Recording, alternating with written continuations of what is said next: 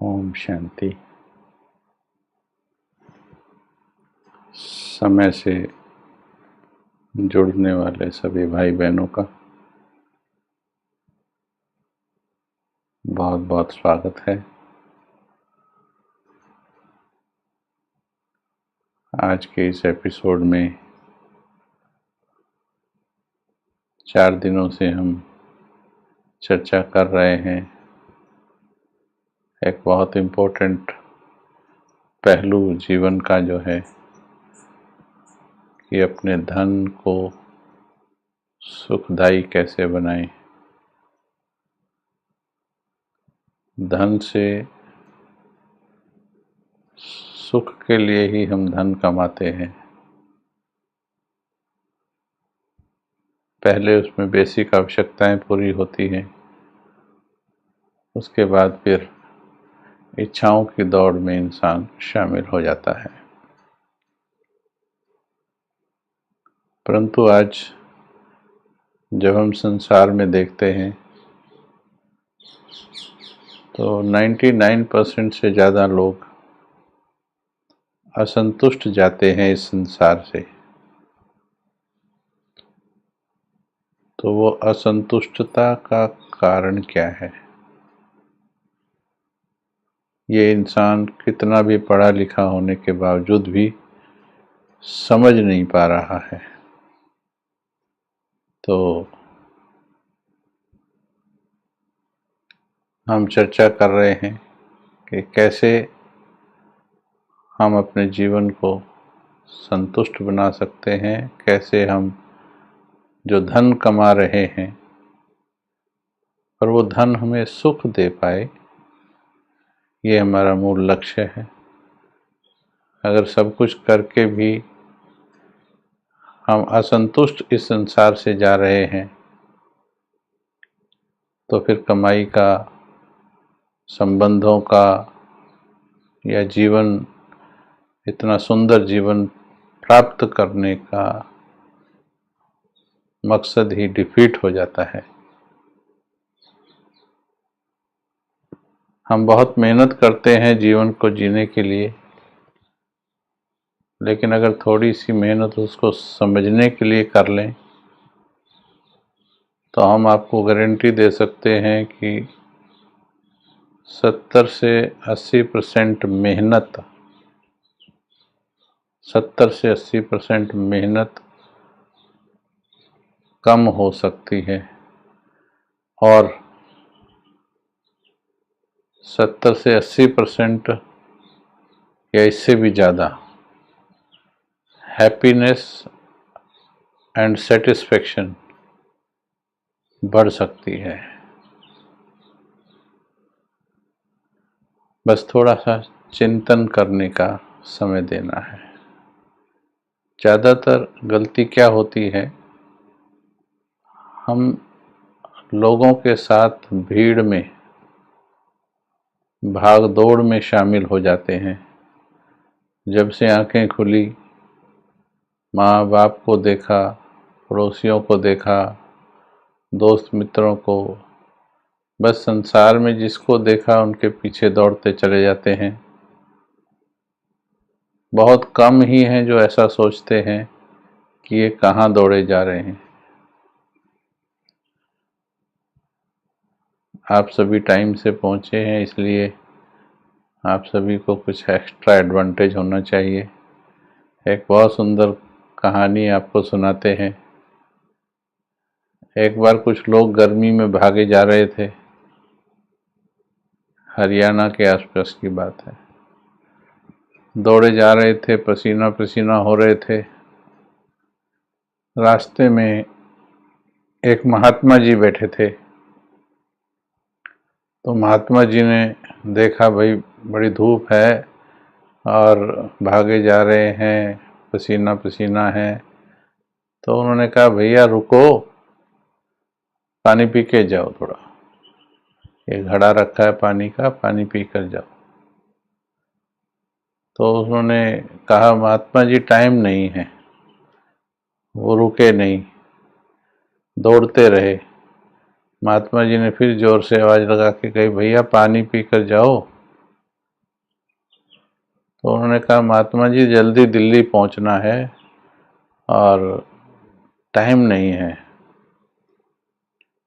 महात्मा जी ने कहा सारी जिंदगी दौड़ते रहो बच्चा, दिल्ली नहीं पहुंचोगे। अब ऐसा सुनते ही वो एकदम रुक गए। उनको लगा महात्मा जी ने ऐसा क्यों कहा, शायद कोई श्राप दिया क्या महात्मा जी ने। तो लौट कर आए और कहा आपने ऐसा क्यों कहा महात्मा जी। तो उन्होंने कहा पहले पानी पियो, बताता हूँ। तो पानी पिलाया उनको और उसके बाद उनको बताया बेटा ये जिस सड़क पर तुम दौड़े जा रहे हो ये भिवानी की सड़क है, दिल्ली वाली सड़क तो ये है। सारी जिंदगी दौड़ते रहोगे, दिल्ली नहीं पहुंचोगे। पूरा जिंदगी इंसान दौड़ता रहता है, इतनी किताबें पढ़ता है, इतनी समझदार हो गया है, यानी मेहनत की कमी नहीं है, लेकिन पानी के अंदर मधानी चलाने से मक्खन बना करता, गलत जगह मेहनत करने से मक्खन कैसे निकल आएगा। तो इसलिए थोड़ा सा रुकना चाहिए, थोड़ा सा सोचना चाहिए किस तरफ बढ़ रहे हैं, जा किधर रहे हैं। आप एक बाजार में जाते हो, कोई कूलर लेना है, फ्रिज लेना है, और किसी ने बताया कि भाई वर्मा इलेक्ट्रॉनिक्स से मिलेगा, तो भी आप बाजार में रुककर दो चार से पूछते हो कि ये वर्मा इलेक्ट्रॉनिक्स कहाँ है। अपने लक्ष्य के बारे में पूछते हो ताकि हम भटकते ना रहें, टाइम से पहुंच जाएं, काम करें, वापस चलें। तो जिंदगी के बाजार में रुकते नहीं हम, ये पूछने के लिए खुद से या किसी से समझदार से, अनुभवी से, कि क्या मैं ठीक दिशा में जा रहा हूं, ये सच्ची खुशी की दुकान कहाँ है। पूछते हैं कभी? भाग दौड़ में लगे हैं, एक के पीछे दूसरा, दूसरे के पीछे तीसरा। इसको कहा जाता है भेड़ चाल। भेड़ चाल क्यों कहा जाता है उसका भी एक वृत्तांत है। भेड़ों को आपने देखा होगा, झुंड भेड़ों का, भेड़ों के झुंड में जो आगे वाली भेड़ है, भेड़ों की गर्दन ज्यादातर आप देखेंगे नीचे ही होती है, वो गर्दन उठा के अपना रास्ता नहीं देखती। या तो उनके आगे भेड़ वाला जो होता है चरवाहा, वो या तो कुत्ता छोड़ देता है, वो कुत्ता उनको लीड करता है, या फिर भेड़ चरवाहे की लाठी लीड करती है। वो लाठी जमीन पर डाल देता है, जहां जहां लाठी सरकती जाती है, पहले वाली भेड़ लाठी को देखती है, दूसरी भेड़ पहली भेड़ के पीछे वाले पांव देखती है, तीसरी भेड़ दूसरी भेड़ के पीछे वाले पांव देखती है, चौथी भेड़ तीसरी भेड़ के पीछे वाले पांव देखती है। पहली भेड़ कुएं में, 500 की 500 कुएं में।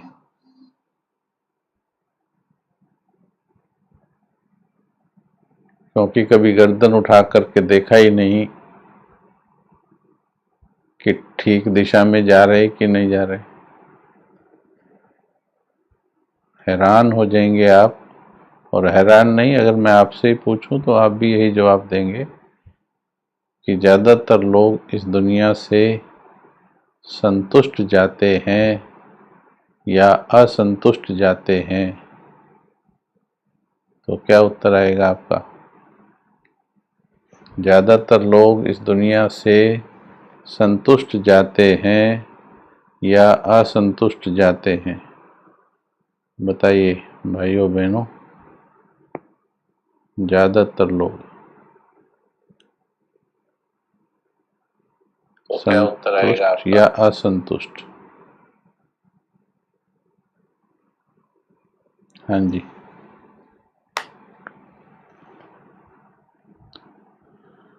मैंने ये प्रश्न 10,000 से ज़्यादा लोगों से पूछ लिया है और इसका एक ही उत्तर आता है जो अभी स्क्रीन पर आ गया है।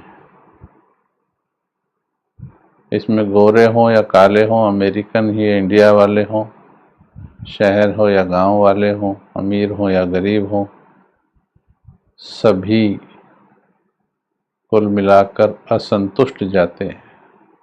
देखिए कितनी एकता है हमारे विचारों में। आपका प्रोग्राम क्या है जी? आपका प्रोग्राम क्या है? संतुष्ट जाने का या असंतुष्ट जाने का? तो आप कहेंगे संतुष्ट जाने का।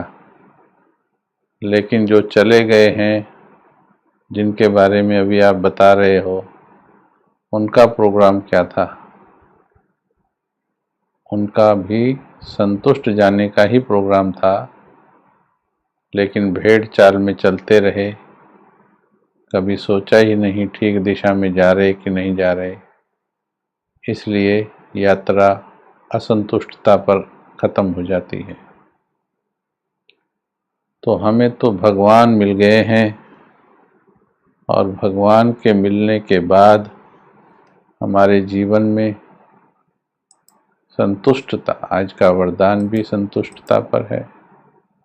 ऐसे संतुष्ट जो आपको देख करके दूसरे संतुष्ट हो जाए, दूसरों के मनों में सुकून आ जाए। चलिए 1 मिनट संतुष्ट स्वरूप में टिक जाएं। बहुत से प्रश्नों का उत्तर जुड़ा हुआ है। आज काफ़ी प्रश्न आए हैं भाई बहनों के, बहुत से प्रश्नों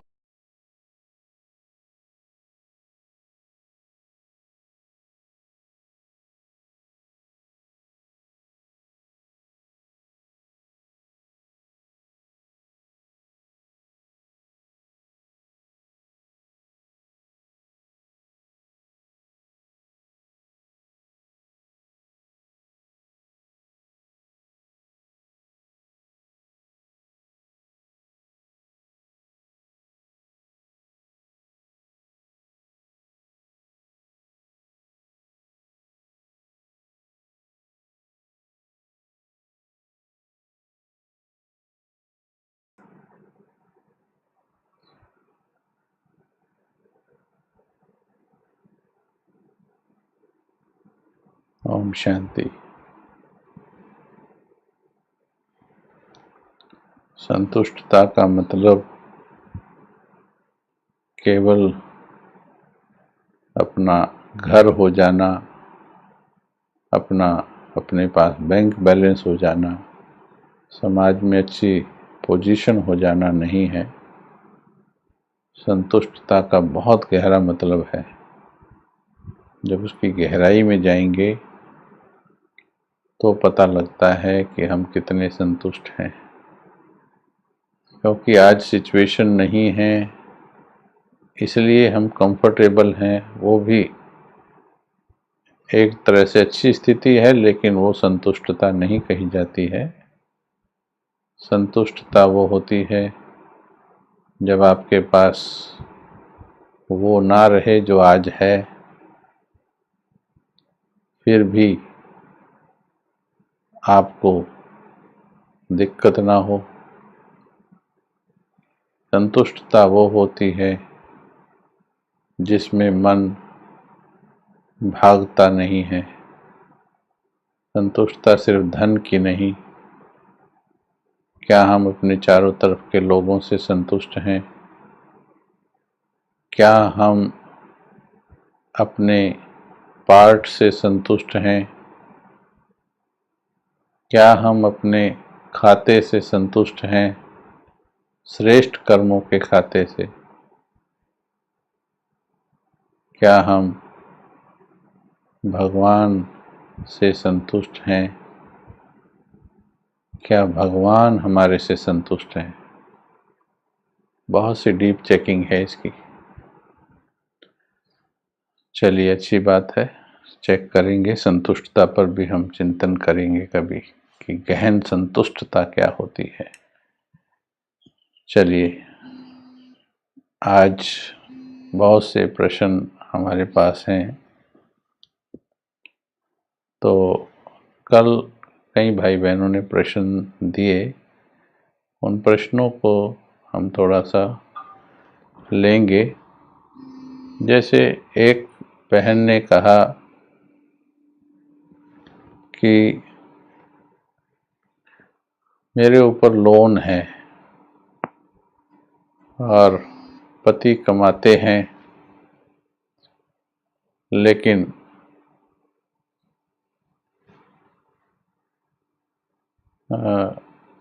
हमारी मन पे स्ट्रेस रहता है, वर्कलोड है। ओके, तो मुझे क्या करना चाहिए? दोनों कमाते हैं, पति भी पत्नी भी। चलिए, इस पर थोड़ा सा हम चिंतन करते चलेंगे। एक एक प्रश्न से बहुतों की समस्याएं जुड़ी हुई हैं। तो नंबर एक प्रश्न ये है चिंतन करने का,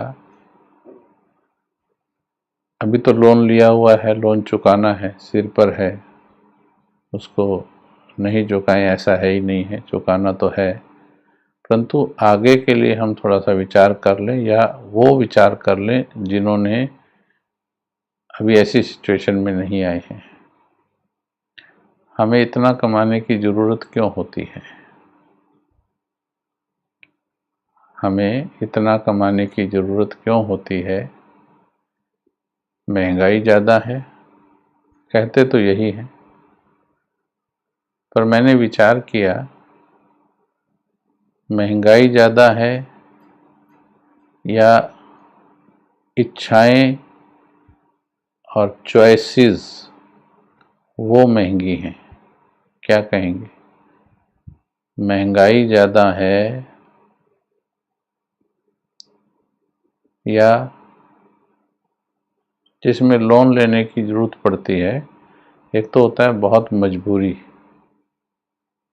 अति मजबूरी में लिया जाता है। एक लिया जाता है अपनी चॉइसेस के कारण, इच्छाओं के कारण लिया जाता है।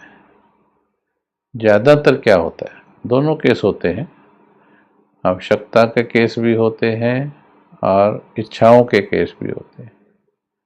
ज़्यादा केस क्या होते हैं? इच्छा के होते हैं। ठीक है, चॉइसेस हमारी बड़ी हो गई। पड़ोसी के घर में जो है मेरे घर में भी वो होना चाहिए, जो सोसाइटी में है वो हमारे घर में ना हो तो कैसे चलेगा? ऐसे कर कर के हमने अपनी आवश्यकताओं के दायरे को बढ़ा दिया।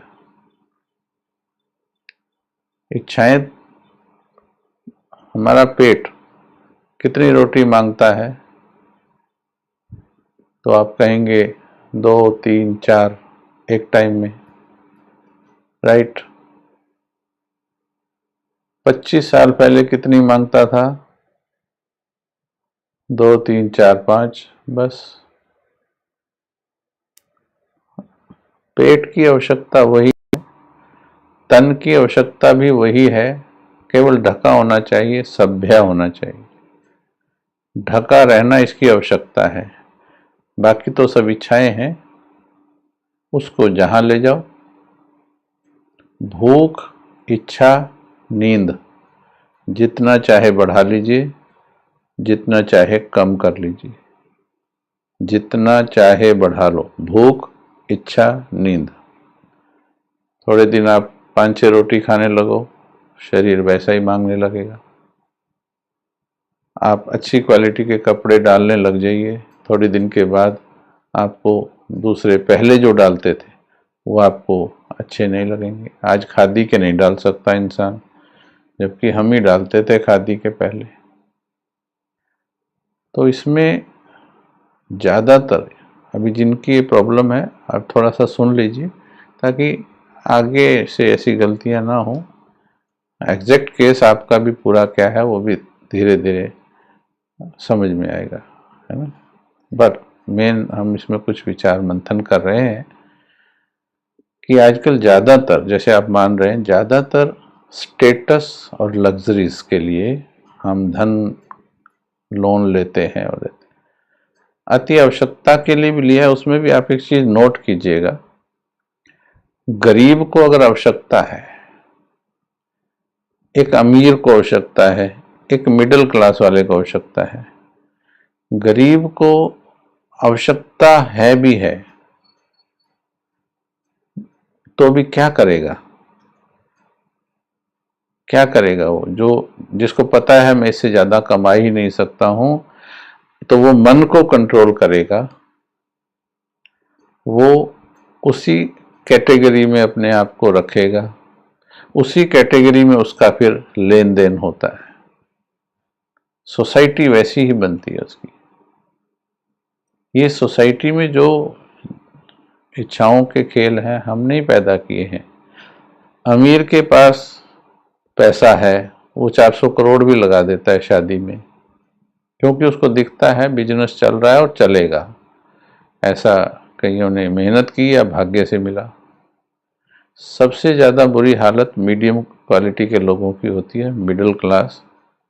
मिडिल क्लास की प्रॉब्लम क्या है कि इच्छाएं बड़े वालों की हैं और अपने अंदर ऐसा भी लगता है कि हम कर भी लेंगे, और इस प्रॉब्लम में लोन ले लेते हैं। लोन क्या कि हम कमा लेंगे और चुका देंगे, हमें लगता है, परंतु कर्जा कर्जा ही होता है। कर्जा सिर पे होते नींद नहीं आ सकती है चैन की। जीवन के अंदर हमेशा कोशिश करनी है, ये विशेष आपसे नहीं कह रहे जिनका प्रश्न है, पर एक जनरल समझ ले रहे हैं इस केस से। कर्जा मत लीजिए, चाहे आप एक मिडल या उससे भी हल्की थोड़ी सी स्टैंडर्ड की लाइफ बिता लीजिए। वो कहावत कही जाती है, simple living and high thinking. बाबा की मुरली भी कहती है, ना ऊंचा ना नीचा, मीडियम का। ओके, ये सभी अपने जीवन में धारण कर लो। जो अड़ोसी पड़ोसियों को देख करके हम वो कर रहे हैं कि इच्छाओं को बढ़ा रहे हैं, तो उसमें थोड़ा कंट्रोल करना है। ओके, अभी इनका केस जैसे आया है, अभी इनके सिर पर लोन है, तो लोन वो धन जो है सुख नहीं दे रहा है। भले बड़े मकान में रह रहे होंगे या कार खरीदी होगी या शादी की होगी बहनों की, थोड़ा हमें दृढ़ रहना है। हमारे संकल्पों में बहुत बल है। अगर आप अपने किसी नियमों पर दृढ़ हैं, एक केस बताता हूँ मैं आपको। एक स्कूल में मैं क्लास कराने गया, वहाँ पर मैं क्लास करा रहा था, यही टॉपिक संतुष्टता का, खुशी का था, तो ईमानदारी का था, टीचर्स को पढ़ा रहा था। तो उसमें एक टीचर खड़ा हो गया और टीचर ने मुझे कहा कि क्या बात करते हो आप, ईमानदारी से थोड़ी समय चलता है आजकल। मेरे बेटे को MBBS में एडमिशन लेना था और उन्होंने उस समय, ये 15 साल पहली बात, बोले मेरे से 7 लाख रुपया रिश्वत ली और मुझे देनी पड़ी। मैं देना नहीं चाहता था, मुझे देनी पड़ी।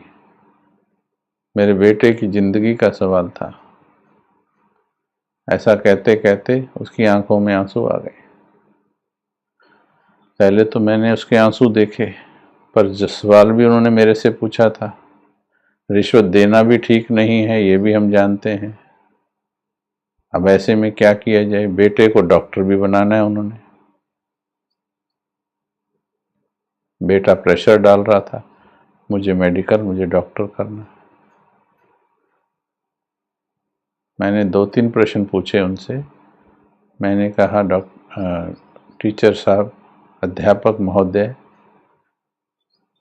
पहले तो ये बताइए आपकी शिक्षा आपको क्या कहती है, जिस डॉक्टर की फाउंडेशन में रिश्वत हो, जिसकी जड़ों में रिश्वत का जल सींचा गया हो, वो कितना सफल डॉक्टर होगा? डॉक्टर होगा, पर वो कितना सफल डॉक्टर होगा? नंबर 1 प्रश्न चिंतन करना। आपके प्रश्न का जवाब मैं देता हूं। आपको रिश्वत देनी पड़ी, आपके पास कोई चारा नहीं था। आज से 25 साल पहले, उन्हीं से प्रश्न पर प्रश्न पूछा मैंने। आज से 25 साल पहले यदि आपके दादाजी को रिश्वत देनी पड़ती, उस समय के हिसाब से 2 लाख या 3 लाख, तो क्या कहते हो? तो उन्होंने बोला कि वो मना कर देते। बोला, अपना काम कर भाई।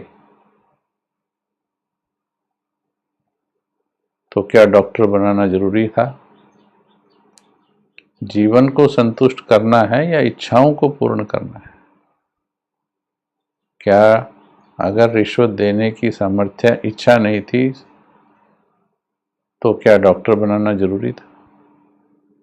क्या डॉक्टर बनकर जीवन सफल हो गया? क्या डॉक्टर के अलावा इस दुनिया में कोई प्रोफेशन नहीं है जो चूज कर लिया जाए तो जीवन को फिर भी खुशनुमा आनंदमयी बनाया जा सकता है? अगर जिंदगी आपको कुछ समझा रही थी, आज आप टीचर होके भी मजबूर खड़े हैं, प्रश्न पूछ रहे हैं, जबकि आपके पास जवाब होना चाहिए। तो ये सीक्रेट होता है। पड़ोसी की चीज देखकर क्या हमें जरूरी है कि हमें भी वैसी ही लेनी है? मैंने कभी ऐसा नहीं किया। Today my age is 52। मैंने कभी ऐसा नहीं किया। That's why I am very contented, happy, and आगे भी कोई इच्छाएं नहीं है। तो आप में से बहुत से हैं, बैठे हैं, जिन्होंने ऐसा किया है। तो अभी आपको क्या करना है? मीठी बहन, प्रश्न पूछा उन्होंने। जहाँ तक, क्योंकि केस को पूरा स्टडी करना होता है, लेकिन मोटे रूप में, अगर आप किसी तरह से लोन को जल्दी चुका सकते हो, चाहे कुछ आपके परमानेंट एसेट्स को भी दे करके कर्ज मुक्त जल्दी हो सकते हो, फिर चाहे थोड़े में गुजारा कर लेना। पति भी कमाते हैं, सौभाग्यशाली हो। कर्जा जल्दी चुका दो, उसकी विधियां आप देख लेना, बाबा से टचिंग ले लेना, जल्दी चुका दो। नहीं तो जब तक कर्ज सिर पर रहेगा, न योग लगेगा। परम धाम भी जाओगे, वहाँ भी यही कहोगे, बाबा। वो कहेगा, बच्ची आ गई, वो बोलेगा, बाबा कर्जा चुकवा दो। योग भी नहीं लगेगा। इतनी माताएं हैं जो परम धाम में जाती हैं, कहती हैं, बाबा मेरे पति को ज्ञान में चला दो। बाबा मुस्कुराता है, कहता है, परम धाम में भी कितनी पावरफुल आत्मा है, पति को खींच लाई निराकारी लोक में भी। कहने का मतलब, वहां भी संकल्प चलेंगे, योग नहीं लगेगा, कितना बड़ा नुकसान हो रहा है। ओके, तो ऐसा प्रयास कीजिए, जल्दी चुकाइए, और फिर हल्के होके कम में गुजारा कीजिए। बच्चों को भी कम में गुजारा करना सिखा दीजिए। अंडरलाइन करेंगे, बच्चों की इच्छा के घोड़े के पीछे दौड़ेंगे तो अपना बुढ़ापा खराब करेंगे। और जाके देख लीजिए आप मेट्रो सिटीज़ में, ओल्ड एज होम में जाएंगे, पूछ के देखिएगा कोई रिक्शा वाले का पिता है क्या वहाँ पर, आईएएस ऑफिसर, यूएस में सेटल, यूके में सेटल आर्मी ऑफिसर, उनके बच्चे वो होते हैं जिनके ऊपर उन्होंने सब कुछ लुटाया था, आज उनके पास भी नहीं है। अनुभव की बात है ये। ओके, सबसे बड़ा रोग क्या है आजकल? सबसे बड़ा है रोग क्या कहेंगे लोग। वास्तव में प्यारे भाई बहनों, थोड़े से ज्ञान की जरूरत है, समझ की जरूरत है। अगर समझ से चलोगे तो लोगों के इस अनड्यू प्रेशर से सेफ रहोगे। आपके ही चारों तरफ आप देखो, गरीब लोग नहीं रहते क्या? क्या आपसे थोड़ा कम क्वालिटी वाले लोग नहीं रहते क्या? और आप खुद जो मिडिल क्लास के हैं, जो आप में से, क्या आप बड़ी कोठी वाले के पड़ोस में नहीं रहते क्या? रहते हैं। जिंदगी चलेगी, लेकिन खुश वो रहता है जो थोड़े में गुजारा करना सीखता है और अपने परिवार को भी सिखाता है। मेरे पिताजी, प्रैक्टिकल बताता हूँ, मेरे पिताजी को इच्छा थी कि मैं बहुत बड़ा, I was very good in studies. 92 में मुझे एयरफोर्स में कमीशन मिलने वाला था। I am engineering graduate. 92 में ज्ञान मेरे को 89 में मिल गया था। 92 और 3 में मैं एयरफोर्स में I would have been selected as an officer. Commission मिल जाता मेरे को 6 महीने के अंदर। तो लेकिन मेरा इंट्यूशन कुछ और था, क्योंकि ज्ञान मिल गया था। इंट्यूशन आया कि no, this is not the path for me. मैं एक छोटे से नॉर्मल रैंक से ही रिटायर हो गया 20 साल जॉब करके, परंतु आज भी मेरे पास पैसा नहीं है ज़्यादा। मैंने बताया था 20,000 मेरी पेंशन है, परंतु मैं दुनिया का सबसे खुशनुमा, सबसे संतुष्ट प्राणी अपने आप को समझता हूँ। मेरा अपने नाम की कोई कोठी नहीं है।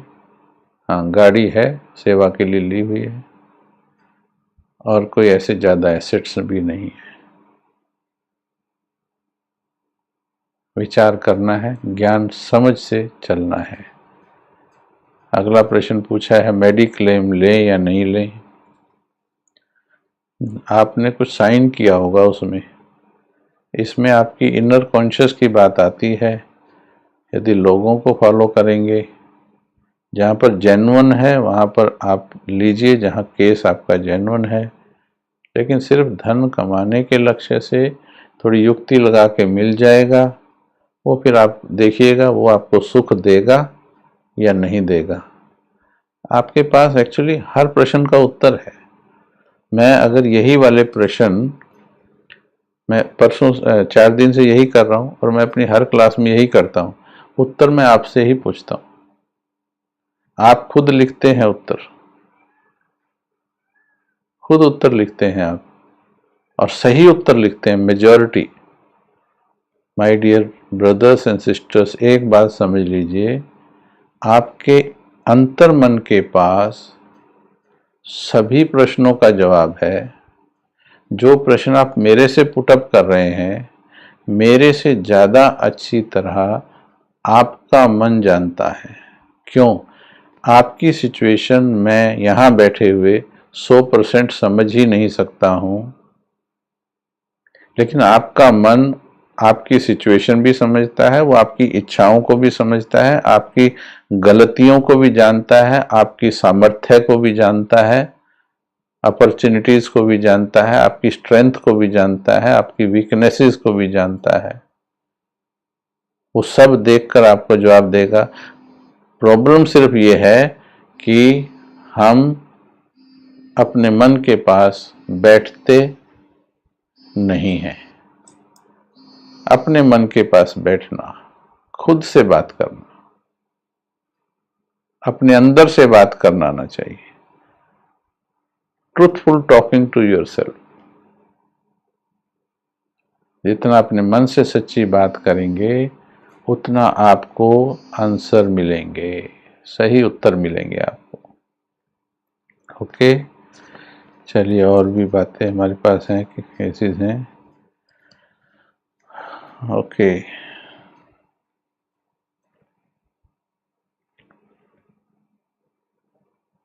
अभी मैं कुछ प्रश्न आपको पढ़ रहा हूँ, फिर उनका जवाब हम लेते हैं।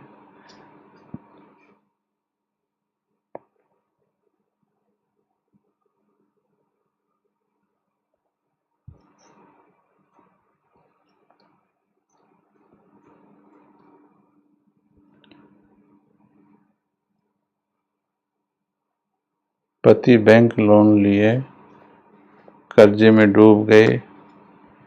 ध्यान से सुनिएगा। कर्जे में डूब गए, बैंक लोन लिए, अब क्या करूं? गवर्नमेंट सर्विस करती हूं,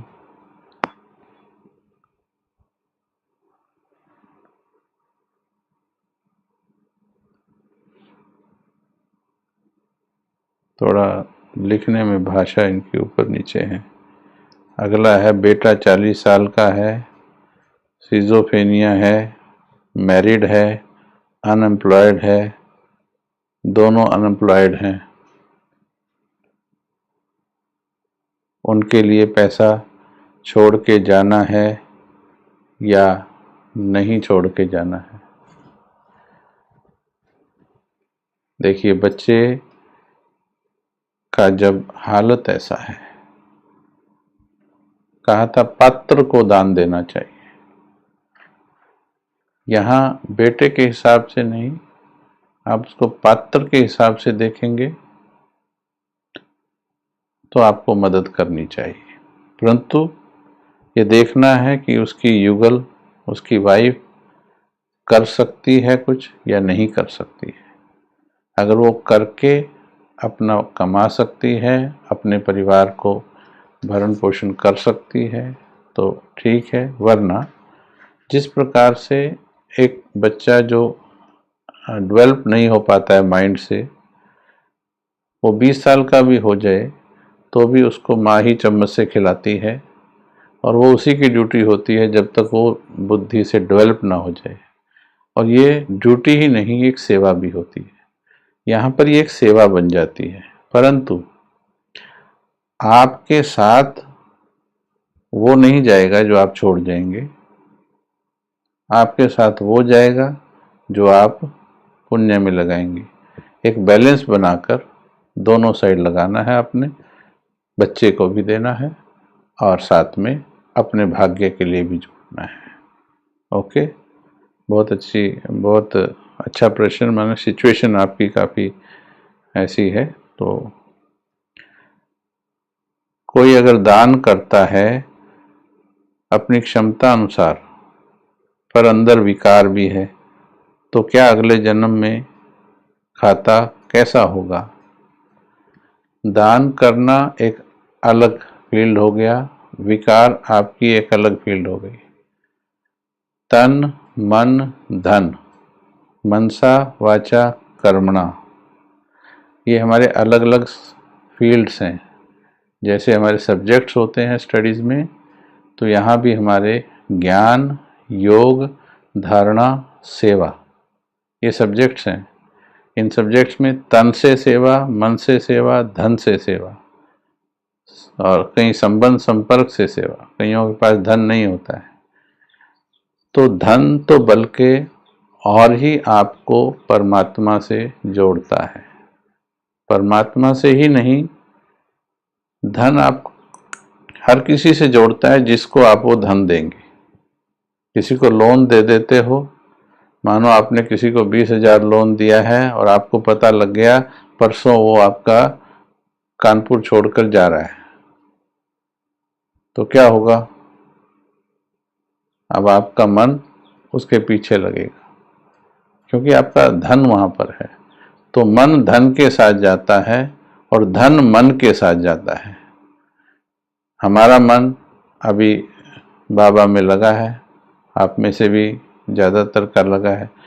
जिसका जितना लगा है उसका धन उतना ही जाएगा, और जिसका मन नहीं लगा है, जिधर लगा है उसका धन उधर जाएगा। तो इसलिए धन लगाना एक अलग फैक्टर है। वो जितना भी सामर्थ्य और बैलेंस के हिसाब से, जैसे आपको बताया था, 3-4 हिस्से उसके बना लीजिए और उस हिस्से में अपनी आवश्यकताएं पूर्ण कीजिए, इच्छाएं नहीं। औलाद की भी इच्छाओं के पीछे मत भागिए। बहुत सुंदर कहानी एक ईगल की है। पक्षियों से भी बहुत सुंदर लेसन हमको मिलते हैं। सबसे पहला लेसन हमको कौवे से मिला था, where there is a will there is a way. चलिए वो तो बनाई हुई कहानी थी, लेकिन एक कहानी ईगल की रियलिस्टिक कहानी है। ईगल का बच्चा जब बड़ा हो रहा होता है, अभी उड़ता नहीं है, तो ईगल क्या करती है, उसको उठा करके बहुत ऊंची पहाड़ी पर ले जाती है, बहुत ऊंची पहाड़ी पर, क्योंकि उसने ऊंची उड़ान भरनी होती है। लेकिन वो बच्चा डर रहा होता है, वो पंख नहीं फैला रहा होता है, बच्चा है, अभी आदत ही नहीं है। तो वो उसको मोटिवेट करता है, उड़ो, तो वो डरता है। वो फिर उसको मोटिवेट करता है, उड़ो, वो फिर डरता है। फिर वो ईगल क्या करता है, पीछे से धक्का दे देता है उसको, इतनी ऊंची पहाड़ी से खुद अपने बच्चे को धक्का दे देता है। निर्दयी लगता है, लेकिन जब वो नीचे गिर रहा है, मृत्यु की ओर बढ़ रहा है, और नीचे आया, अभी भी हिम्मत नहीं कर रहा है, और क्योंकि अभी तक शेल्टर में ही जिया था, अब जीवन की परिस्थिति सामने आ गई है, मृत्यु नजदीक आ रही है, क्योंकि दिख तो रहा है कि अब गिरेगा और मरेगा, और नीचे जा रहा है, और नीचे जा रहा है। अब लगा कि अब तो मृत्यु निश्चित है, और तब वो पूरी ताकत लगाता है और पंख फड़फड़ाता है और अपना जीवन बचाता है। That is the first flight of an eagle. पुराने लोग अपने बच्चों को ऐसे ही धक्का दिया करते थे कि चलो निकलो दुनिया में, अब अपना काम संभाल। शब्द ये हुआ करते थे, चल दुनिया में निकल, अपना काम संभाल। तो बच्चों की इच्छाओं के पीछे मत दौड़िए, उनको पालना फर्ज है। श्रीमत से समझिए कितना करना चाहिए, कितना नहीं, बैलेंस से कीजिए। ओके, आगे चलते हैं और प्रश्न लेते हैं। युगल गलत जगह पर धन लगाते हैं, युगल गलत जगह पर धन लगाते हैं, तो उसका परिणाम हमें मिलेगा क्या? युगल, अब ये नाम लिखा है पंकज, अब इनको मैं भाई समझूं कि बहन समझूं?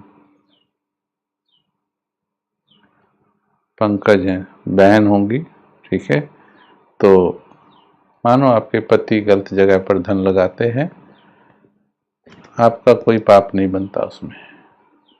आप समझ दे सकती हैं, सह यात्री होने के फर्ज से, जीवन में सह यात्री हो, सेम ट्रेन में चढ़े हुए हो, जिंदगी का कंपार्टमेंट सेम है, थोड़े दिन के लिए सीटें आसपास हैं, दे सकते हो, राय दे सकते हो, परंतु पाप आपका नहीं लगेगा। पाप उसी का लगता है जो भी कर्म करता है। तो इसलिए निश्चिंत हो जाओ, समझ दीजिए। इसमें आप बाबा को यूज कर सकते हैं, क्योंकि परिवार का मामला है, संकल्प चलेंगे। जहां भी आपके संकल्प बंधन में आते हैं, वहां पर आत्माओं को आप बाबा से शक्ति लेकर ट्रांसफर कर सकते हैं, सकाश दे सकते हैं। तो उस पॉजिटिव एनर्जी से आपके जो रिलेशनशिप में नेगेटिव बंधन है, वो बंधन खत्म हो जाएंगे। उसमें बहुत बार ऐसा होता है, बदल जाते हैं ऐसे। अब ये भी इसमें भी लिखा हुआ है किसी ने, पति बदल गए, बच्चे भी बदल गए, परिवार स्वर्ग हो गया जब से बाबा मिले हैं। बहुतों ने लिखा ऐसे। 80 लाख कुछ लोगों ने धोखे से लिया। देखिए कितनी सिचुएशंस हैं। 80 लाख कुछ लोगों ने धोखे से लिया, उम्र 53 साल है। बहुत शॉकिंग लगता है।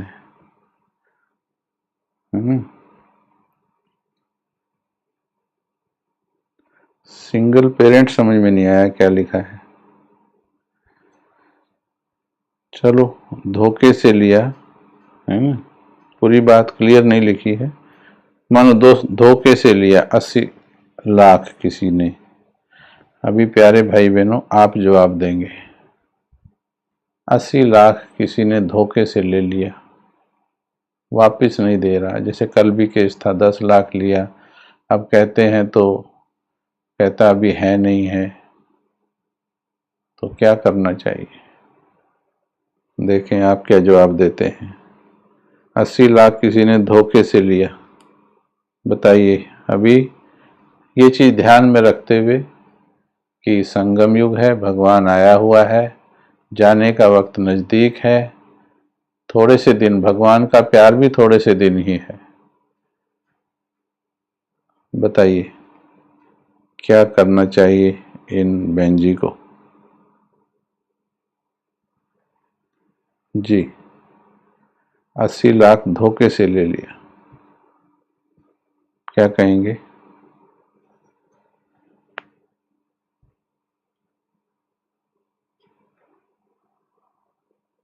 I am waiting for your reply. आपकी तरफ से जवाब आना चाहिए अभी। 80 लाख किसी ने धोखे से ले लिया। 80 लाख धोखे से ले ली। उसको सकाश देना चाहिए।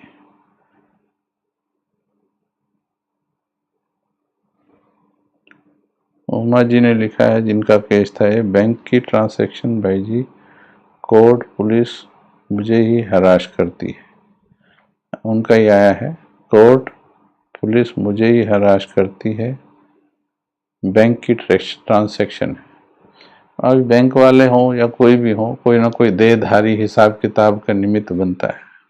हरासमेंट में पुलिस निमित्त बनती है। ठीक है, चलिए बताएंगे आप पहले, फिर हम थोड़ा चर्चा करेंगे इस पर। जी, किसी ने कहा किसी जन्म का कोई हिसाब किताब चूक तो हुआ होगा। चलिए, पॉइंट तो ठीक बोला है। फॉरगिव एंड फॉरगेट, देखिए पिछला हिसाब है, बड़ा आसान है ना दूसरों के बारे में कहना। 80 लाख, मैंने तो जिंदगी में 15 लाख भी नहीं कमाया, 80 लाख तो उससे कितना गुना ज़्यादा है। एयरफोर्स से जब मैं रिटायर हुआ तो मेरे को 14,70,000 रुपया मिला था। ये 80 लाख गया इनका।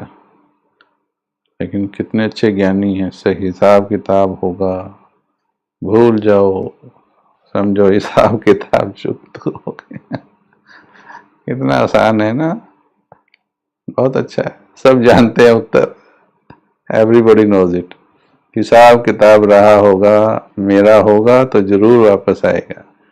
अच्छा निर्मला जी, ऐसा स्थिर होकर के कर लेंगे अगर आपके साथ होगा तो।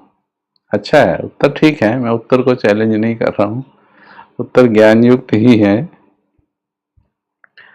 जो पैसा आपका है जरूर आपको मिलेगा। वाह, मेरे को उत्तर देने की जरूरत नहीं है, सबके पास है उत्तर, मैंने पहले ही बोल दिया है। वो सिर्फ दूसरे के सिर पे घड़ा फोड़ना चाहते हैं सब, कि तू बोल के देख, तुम बोल के देखो, फिर तुम्हें हम बताएंगे। इसलिए हम आप ही से पूछ रहे कि आपके साथ होगा तो बताओ।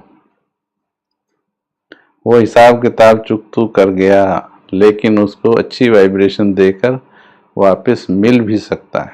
देखो दोनों बातें बताई हैं किरण जी ने। ओके, ठीक है। नंबर 1 तो आप ज्ञान में हैं, बाबा की मुरली पढ़िए। नंबर 2, भगवान मिला है। भगवान बड़ा या 80 लाख बड़ा? पहले थोड़ा धैर्य से सुन लीजिए, मेरे ऊपर ही ब्लास्ट नहीं हो जाइएगा। भगवान मिला है, भगवान से मिलने वाला आनंद बड़ा या 80 लाख मिल भी जाए तो बड़ा आनंद? ओके, धैर्य, यानी आपकी बड़ी चीज खोई नहीं है अभी। आपकी बड़ी चीज खोई नहीं है। मानो आपका बैग चोरी हो जाए रास्ते में कहीं पर, और उसमें से सोना बच जाए, और 100 की एक 10,000 की गड्डी चली जाए और 2 लाख का सोना बच जाए, तो क्या होगा? आप कहोगे चलो शुक्रिया, सोना तो नहीं गया, ठीक है। तो बाबा तो है ना, मुस्कुराने का जरिया है। धीरे रखो थोड़ा, सिचुएशन कॉम्प्लिकेटेड है। ये जो हरासमेंट हो रही है, ये जो कुछ भी जीवन में आ रहा है, ये तो आप भी मानते ही हैं, और मैं लिखवाऊंगा तो आप कहेंगे भी, है तो मेरे ही कर्मों का। नंबर एक, मेरे ही कर्मों का है, चुकाना भी मुझे है। वो जल्दी चुका दीजिए, आप ज़्यादा कमा लीजिए, जल्दी चुका दीजिए, हिसाब पूरा हो जाएगा। 80 लाख, वो ठीक बोला, आपका होगा, आएगा, लेकिन आएगा कैसे? अब वो अपना समझना बंद कर दो, कल बोला था मैंने। अब वो बाबा का समझ लीजिए, बाबा को सौंप दीजिए, वो आपका था ही नहीं। आज आपके पास चाहे रोटी खाने के लिए ना हो, उस 80 लाख पर निगाह आप रख नहीं सकते जब तक वो आपके अकाउंट में ट्रांसफर नहीं हो जाता। लेकिन बाबा को दे दीजिए, क्योंकि इस जीवन में आपसे कनेक्टेड था वो। पता नहीं पिछले जीवन का ऋण चुका दिया आपने, परंतु जरूरी भी नहीं है। बाबा ये आपका है, आपको समर्पित है। जितना निश्चिंतता से ये बाबा को देकर, अब हरासमेंट जो हो रही है, मीरा बन जाओ, लैला बन जाओ, बाबा के प्रेम को दिल में बसाओ। अपना हिसाब इन आत्माओं से, चाहे वो पुलिस वाले हैं चाहे कोई है, ये सब हिसाब किताब है। बाबा शब्द को इतना प्रेम से इस्तेमाल कीजिए, हम रोज इसी पर क्लासेस करा रहे हैं। इतना हिसाब किताब कटेगा आपका बाबा शब्द से कि ये दुख देने वाले भी चलो महीना 2 महीना 4 महीना के बाद आपके जीवन से निकल जाएंगे। हम क्या करते हैं, हिसाब किताब और बढ़ाते चलते हैं गलतियों में। तो बाबा शब्द को यूज कीजिए। और फिर ये भी ठीक लिखा उन्होंने, अगर वो आपके भाग्य का है और अगर आपका योग स्ट्रांग है, इच्छा मत रखिएगा, वो बाबा का है, अब आपका नहीं है। दिलवाना चाहे तो दिलवा देगा, नहीं तो आपका नहीं है, पर समर्पित करो बाप को। फिर देखो, हमने कमाल देखे, खुद मेरी लाइफ में कमाल हुआ है। फैमिली का मैटर है या नहीं बोल सकता हूँ, कमाल हुआ है।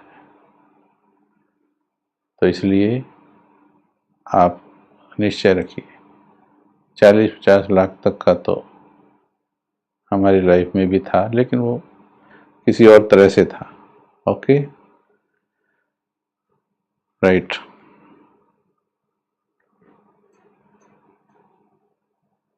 चलिए, आपने जवाब सभी ने दिया। मैं जल्दी से एक प्रश्न और ले लेता हूँ, क्योंकि आज टाइम फिर हो रहा है। ये देखिए कितना लंबा विषय है, बस सभी को यही कहेंगे, अपना खाता चेक करो। सभी अपना खाता चेक करो, पुण्य कर्मों का खाता। धन की बात चल रही है कि आपका पुण्य का खाता कितना है।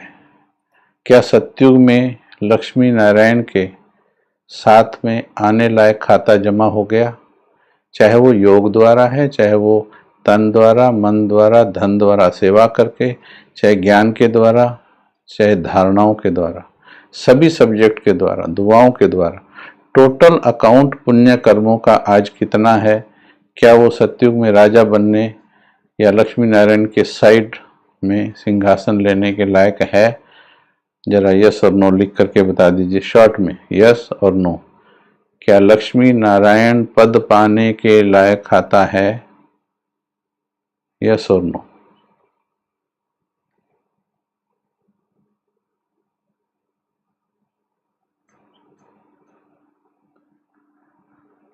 देखिए, हम आपको अभी ईमेल भी दे देंगे, आप उसमें आप थोड़ा डिस्कस कर सकते हैं। एक कॉन्टैक्ट नंबर भी दे रहे हैं आपको, मैं इसमें लिख रहा हूँ, नोट कर लीजिएगा। उस पर आप कॉन्टैक्ट कर सकते हैं, बाद में भी आपकी कुछ बातें हम चर्चा कर लेंगे।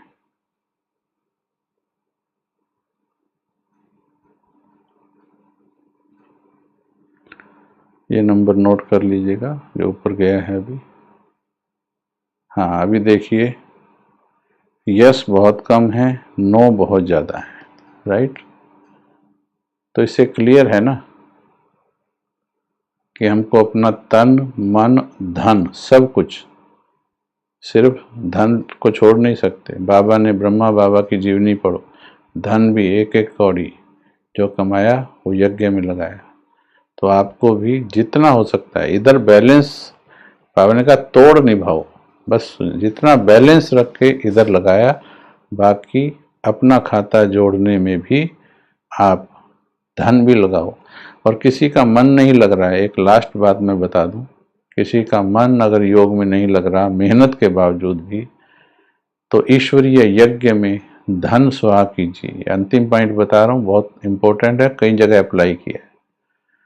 धन यज्ञ में लगाओ, आपका मन जुड़ने लगेगा। भले लास्ट पॉइंट है, पहले आपको दूसरे प्रयास ही करने हैं, धन उससे लगाओ, परंतु धन अगर है तो स्वाहा कीजिए, आपका मन भी जुड़ जाएगा, इस यज्ञ से जुड़ जाएगा, ये यज्ञ आपको अपना लगने लगेगा। कॉन्टैक्ट नंबर दोबारा लिख रहे हैं, नोट कर लीजिएगा,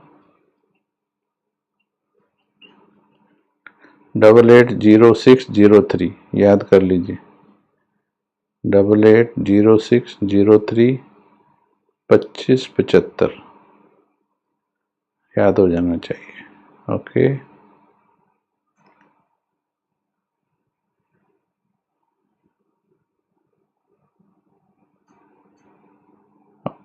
हमारी ईमेल बड़ी इजी है, greentapovan@gmail.com, greentapovan@gmail.com। ये भी इजी है नंबर, 8806032575। ओके, इसमें आप दे सकते हैं। कईयों ने इसमें लिखा था कल भी कि नंबर दीजिएगा, कुछ धन सफल करना है, तो ये जो नंबर दिया है आप इससे ही पूछ लीजिएगा। ये आपको अकाउंट नंबर जो है यहाँ यज्ञ का, वो आपको अकाउंट नंबर दे देंगे, उसमें आप ट्रांसफ़र डायरेक्ट कर सकते हैं, नंबर आपको दे दिया जाएगा। आपको हमें नहीं भेजना है, आप डायरेक्ट यज्ञ को ट्रांसफ़र कर सकते हैं। वो नंबर जिन्होंने भी मांगा है उनको नंबर दिया गया है। आपका बहुत बहुत शुक्रिया। कल हम नए विषय के साथ शुरू होंगे। फिर भी जिनके कुछ प्रश्न हैं तो आप इस नंबर पर आप कर दीजिएगा। कोई और नंबर पूछे तो काइंडली उनको आप ये नंबर दे दीजिएगा। Thank you very much. 1 minute संतुष्ट मनी होके बैठ जाएं। ओम शांति। थैंक यू, धन्यवाद, शुक्रिया बाबा।